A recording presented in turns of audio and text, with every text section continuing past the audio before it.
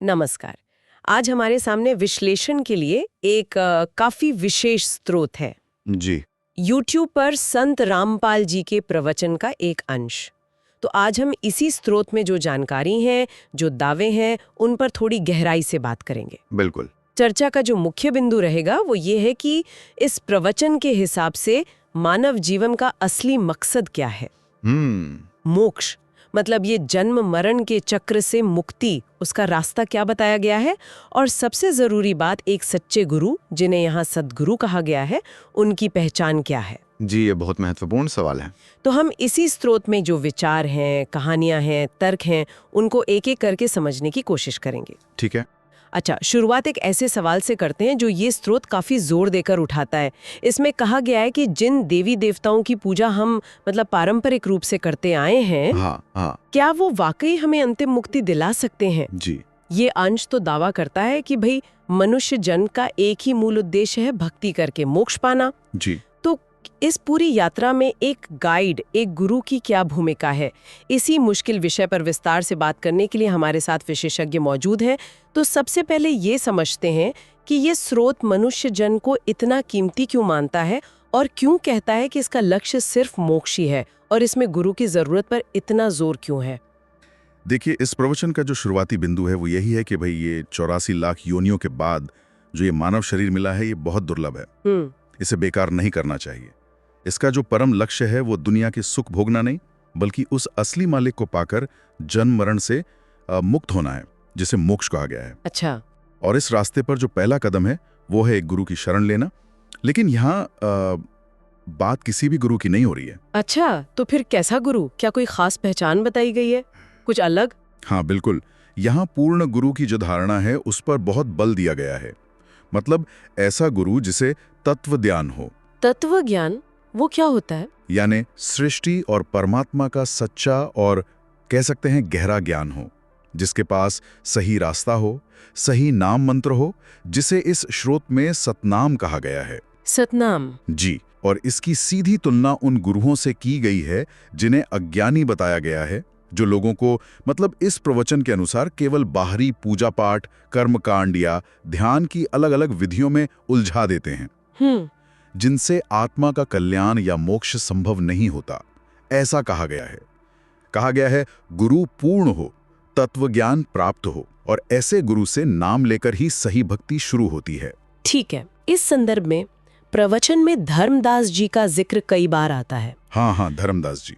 उनकी कहानी क्यों इतनी अहम बताई गई है?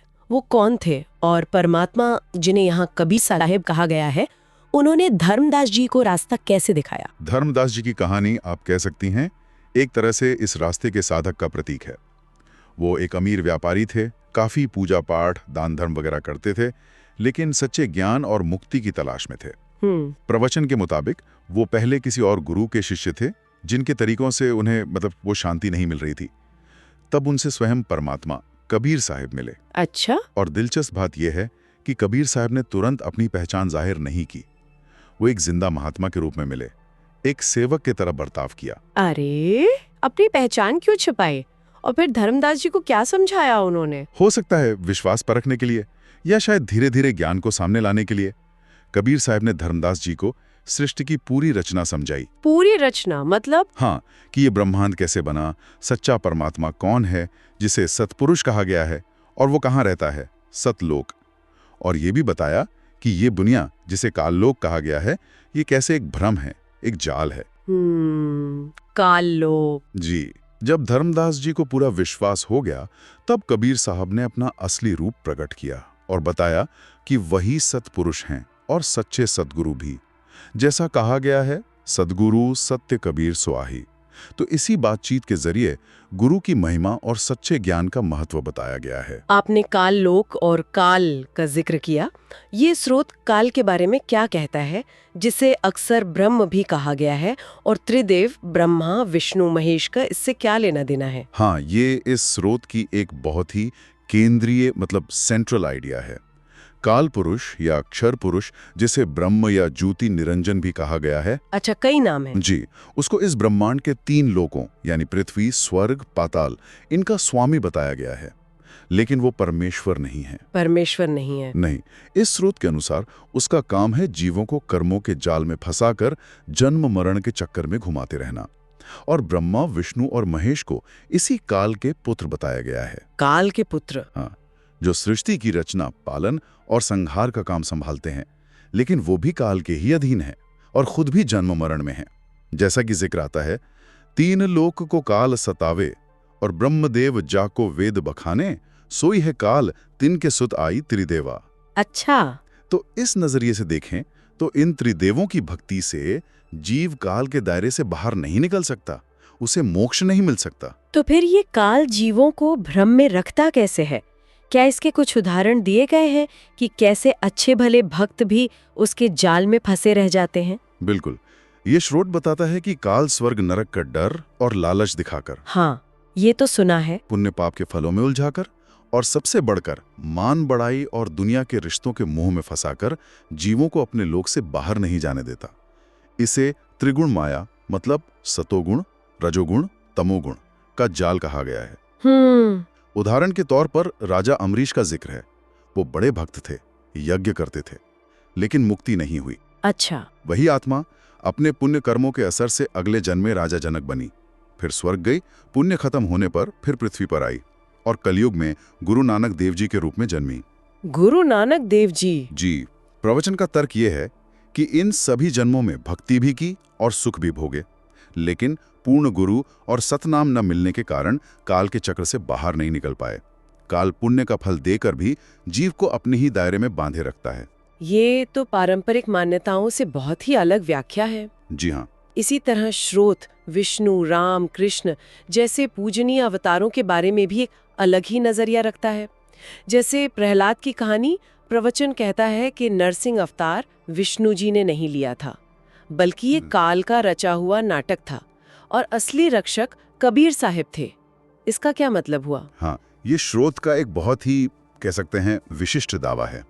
उसका कहना है कि भक्त का एकमात्र रक्षक स्वयं परमेश्वर कबीर साहिब हैं। कबीर साहिब? जी। प्रहलाद की कहानी में नरसिंह रूप धारण करने का कारण ये बताया गया है कि उस समय लोग कबीर साहब की असली शक्ति को जानते नहीं थे और विष्णु जी की भक्ति करते थे। अच्छा। तो भक्त की आस्था बनाए रखने के लिए कबीर साहब ने ही ऐसी लीला रची कि लगा जैसे विष्णु जी ने आकर रक्षा की।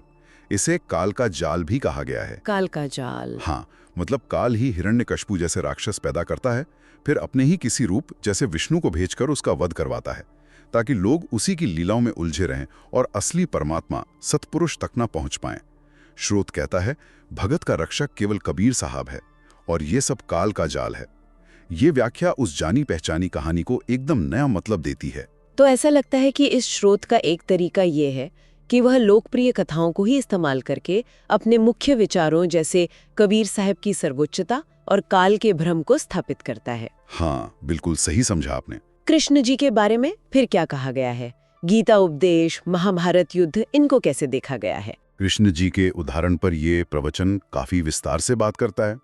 कहा गया है कि कृष्ण जी ने अर्जुन को गीता का ज्ञान दिया, युद्ध करवाया और कहा कि कर्म करो, फल की इच्छा मत करो, तुम्हें पाप नहीं लगेगा। हाँ, ये तो गीता का प्रसिद्ध उपदेश है। लेकिन फिर युद्ध के बाद पांडवों पर भाइयों की हत्या, मतलब बंधुघात का पाप लगा। उन्हें पाप मिटाने के लिए अश्वमेध यज्ञ करने की सलाह दी गई। और दिलचस्प बात यह बताई गई है कि वो यज्ञ तब तक सफल नहीं हुआ जब तक कि स्वयं कबीर साहिब, जो उस समय करुणामय नाम से सुदर्शन ऋषि के गुरु के रूप में मौजूद थे, उन्होंने हस्तक्षेप नहीं किया। अच्छा, तो कबीर साहिब ने यज्ञ सफल करवाया? जी हाँ, स्रोत के अनुसार। तो ये स्रोत इस बात को कैसे समझाता है कि पहले पाप न लगने का भरोसा दिया गया, फिर पाप लगा भी और उसका निवारण भी कृष्ण जी खुद नहीं कर पाए? बस यही विरोधाभास इस स्रोत के तर्क का आधार बनता है। यह दावा करता है कि गीता का ज्ञान काल यानी ब्रह्म का ज्ञान है, जो पूर्ण मोक्ष नहीं दे सकता। कृष्ण जी को विष्णु का अवतार और काल के अधीन बताया गया है, इसलिए वो स्वयं कर्म बंधन से मुक्त नहीं थे और ना ही दूसरों को पूरी तरह मुक्ति दिला सकते थे, ऐसा कहा गया है। पांडवों का यज्ञ कबीर साहिब करुणामय रूप में की कृपा से सफल हुआ, ये दिखाने के लिए कि असली परम शक्ति कौन है। द्वापर देख कृष्ण की रीति, गीता पाठ का अर्थ बतलावा जैसी पंक्तियों में इसी बात पर इशारा किया गया है। कृष्ण जी की मृत्यु और यादव कुल के नाश का भी जिक्र है इसमें। उसे किस तरह से पेश किया गया है? हाँ, उसे भी कृष्ण जी और काल की व्यवस्था की सीमाओं के सबूत के तौर पर पेश किया गया है। बताया गया है कि दुर्वासा ऋषि के श्राप से 56 करोड़ यादव आपस में ही लड़कर मर गए और कृष्ण जी से रोक नहीं पाए। 56 करोड़? जी, और स्वयं कृष्ण जी की मृत्यु भी एक शिकारी के तीर से हुई। प्रवचन का तर्क यह है कि यदि वो परमेश्वर होते तो न श्राप लगता, न कुल का नाश होता और न ही उनकी ऐसी मृत्यु होती। ये तर्क है उनका। और पांडवों का अंत, कृष्ण जी के इतने करीबी माने जाने वाले पांडवों का क्या हुआ आखिर में? ये भी एक चौंकाने वाली व्याख्या है। स्रोत के अनुसार कृष्ण जी के कहने पर पांडव राजपाट छोड़कर पाप मुक्ति के लिए हिमालय गए। हाँ, ये कथा तो है। लेकिन वहां द्रौपदी समेत सभी भाई एक एक करके बर्फ में गलकर मर गए, सिवाय युधिष्ठिर के। और युधिष्ठिर को, जिसने जीवन में एक झूठ बोला था, अश्वत्थामा हतो नरोवा कुंजरोवा, उसे पहले कुछ देर के लिए स्वर्ग दिखाया गया, फिर नरक में भेज दिया गया। नरक में? हाँ, जहां उसके बाकी भाई और द्रौपदी पहले से मौजूद थे। ऐसा कहा गया है, पांडवों को ले नरक में डाला और स्वर्ग के धोखे नरक ही जाही, जैसी पंक्तियां इसी प्रसंग में आती हैं। बाप रे। और इसकी तुलना की जाती है कबीर साहब द्वारा दिए जाने वाले सतनाम से, जिसके बारे में दावा है कि वो जन्म मरण और स्वर्ग नरक इन दोनों से ही परे सीधे सतलोक ले जाता है। तो इतनी सारी जानी पहचानी कथाओं की बिल्कुल अलग व्याख्या सुनने के बाद सवाल ये उठता है कि फिर इस स्रोत के अनुसार सच्चा रास्ता क्या है? असली मुक्ति मिलेगी कैसे? उनके बताए अनुसार भक्ति करने से ही संभव है। अच्छा। यहाँ कबीर साहिब को ही वो मूल सद्गुरु और सत्पुरुष यानी परमेश्वर बताया गया है, और संत रामपाल जी को वर्तमान में उन्हीं का प्रतिनिधि या स्वरूप कहा गया है। संदेश बहुत साफ है, चाहे जीवन में कितनी भी मुश्किलें आए, परीक्षाएं हो, भक्त को गुरु पर विश्वास रखकर उनकी शरण में पक्का रहना चाहिए। जैसे कहा है, द्वार धनी के पड़ा रहे, धक्के धनी के खावे। यही सतनाम है जो इस स्रोत के अनुसार नरक से बचाकर मोक्ष दिलाता है। जैसा कहा, नरक निवारण नाम जो आही। इसमें मूल ज्ञान या सार ज्ञान की भी बात की गई है, जिसे कथित तौर पर अब तक छुपा कर रखा गया था, ऐसा कुछ? जी हाँ, कहा गया है कि यह सच्चा आध्यात्मिक ज्ञान, जिसे मूल ज्ञान या सार शब्द कहा गया है, वो अब तक या तो गुप्त था या उसे सही ढंग से समझा नहीं गया था। अब उसे प्रकट किया जा रहा है। अच्छा। ये वही ज्ञान है जो काल के भ्रमजाल को काटता है और असली परमेश्वर और उनके धाम यानी सतलोक का परिचय कराता है। प्रवचन में यह भविष्यवाणी भी की गई है कि जब ये मूल ज्ञान प्रकट होगा तो बाकी जो प्रचलित रास्ते या पंथ हैं, द्वादश पंथ, वो इसके सामने फीके पड़ जाएंगे या खत्म हो जाएंगे। द्वादश पंथ खत्म हो जाएंगे? ऐसा कहा गया है। मूल ज्ञान तब तक छपाई जब तक द्वादश पंथ न मिट जाए। इसलिए भक्तों से पूरे समर्पण की बात कही गई है, सिर्फ कहने को नहीं, बल्कि तन मन धन से गुरु के प्रति समर्पित होने की। और कबीर साहिब की भूमिका को सिर्फ एक संत या कवि तक ही सीमित नहीं रखा गया है। उन्हें क्या माना गया है? बिल्कुल नहीं। इस स्रोत में कबीर साहब को भक्ति काल का कोई संत या कवि मात्र नहीं, बल्कि स्वयं सृष्टि का रचयिता, परम अक्षर ब्रह्म यानी सतपुरुष माना गया है, जो सतलोक में रहते हैं। सृष्टि का रचयिता? जी, ये बताया गया है कि जीवों को काल के बंधन से छुड़ाने के लिए वो हर युग में या तो खुद आते हैं या अपने प्रतिनिधि भेजते हैं। जैसे द्वापर युग में वो करुणामय नाम से आए, त्रेता में मुनीन्द्र नाम से, और कलयुग में वो स्वयं कबीर साहिब के नाम से प्रकट हुए। उनका काम सिर्फ ज्ञान देना नहीं, बल्कि भक्तों की रक्षा करना और उन्हें वापस सतलोक ले जाना है। और वो अक्सर अपनी पहचान छुपाकर, मतलब अप्रत्यक्ष रूप से काम करते हैं, जैसा हमने धर्मदास और प्रहलाद के किस्सों में देखा। तो निष्कर्ष ये निकलता है कि इस प्रवचन के अनुसार सद्गुरु की पहचान और उनकी शरण लेना ही सबसे जरूरी है, क्योंकि वही परमेश्वर का रूप है और उसी के पास मुक्ति का सच्चा मार्ग और सतनाम है। हाँ, बिल्कुल, यही केंद्रीय विचार है। क्योंकि कबीर साहिब भी परमेश्वर हैं, इसीलिए वही एकमात्र सच्चे सद्गुरु हैं। मुक्ति के लिए उनकी शरण और उनके द्वारा दिया गया नाम जरूरी है। धर्मदास वाले प्रसंग में भी जब कबीर साहिब जिंदा रूप में मिलते हैं तो वो धर्मदास को काशी में किसी सद्गुरु के पास जाने को कहते हैं, जबकि वो जानते हैं कि काशी में जुलाहे के रूप में वो स्वयं ही वो सद्गुरु हैं। जैसे कहा, काशी रहे परख हम पावा, सतनाम उन मोही दड़ावा। ये सद्गुरु की मध्यस्थता की अनिवार्यता को दिखाता है। तो कुल मिलाकर ये प्रवचन मानव जीवन का एक खास उद्देश्य बताता है, काल के लोक से मुक्ति। जी। और इसका एकमात्र रास्ता एक पूर्ण सद्गुरु यहाँ कबीर साहिब या उनके प्रतिनिधि के रूप में संत रामपाल जी को बताया गया है और उनके द्वारा दिए गए सतनाम की भक्ति है। पारंपरिक देवता, पूजा पाठ और यहाँ तक कि जाने माने अवतारों को भी काल के भ्रम या उसकी व्यवस्था का हिस्सा माना गया है। हाँ, यही सार है। हम यहाँ स्पष्ट करना चाहेंगे कि हमारी इस चर्चा का उद्देश्य केवल इस विशेष स्रोत में जो विचार और दावे पेश किए गए हैं उनका विश्लेषण करना और उन्हें समझना है। हम यहाँ प्रस्तुत किसी भी धार्मिक या आध्यात्मिक दृष्टिकोण का न तो समर्थन कर रहे हैं और न ही खंडन। बिल्कुल, ये जरूरी है। और शायद श्रोताओं के लिए सोचने का एक बिंदु ये हो सकता है कि ये स्रोत हमें बहुत सी परिचित धार्मिक कथाओं और पात्रों जैसे कृष्ण, पांडव, प्रहलाद, नानक, इनकी एक बहुत ही अलग, यहाँ तक कि क्रांतिकारी पुनर्व्याख्या दे रहा है। हाँ, बिल्कुल अलग है। तो ये हमें सोचने पर मजबूर करता है कि हम जिसे सत्य मानते हैं उसे कैसे परखें। इतने सारे अलग अलग आध्यात्मिक दावों और सदियों से चली आ रही मान्यताओं के बीच परम सत्य की खोज का आधार क्या होना चाहिए? या जैसा कि यह स्रोत काल के धोखे पे इतना जोर देता है, तो कोई व्यक्ति इतने सारे आध्यात्मिक विकल्पों के बीच असली सच्चा मार्ग पहचाने तो कैसे पहचाने? वाकई ये बहुत गहरे सवाल है जिन पर सोचा जा सकता है। इस स्रोत की परतों को खोलने में हमारी मदद करने के लिए आपका धन्यवाद। शुक्रिया। हम उम्मीद करते हैं कि श्रोताओं को इस विश्लेषण से इस विशिष्ट दृष्टिकोण को समझने में सहायता मिली होगी।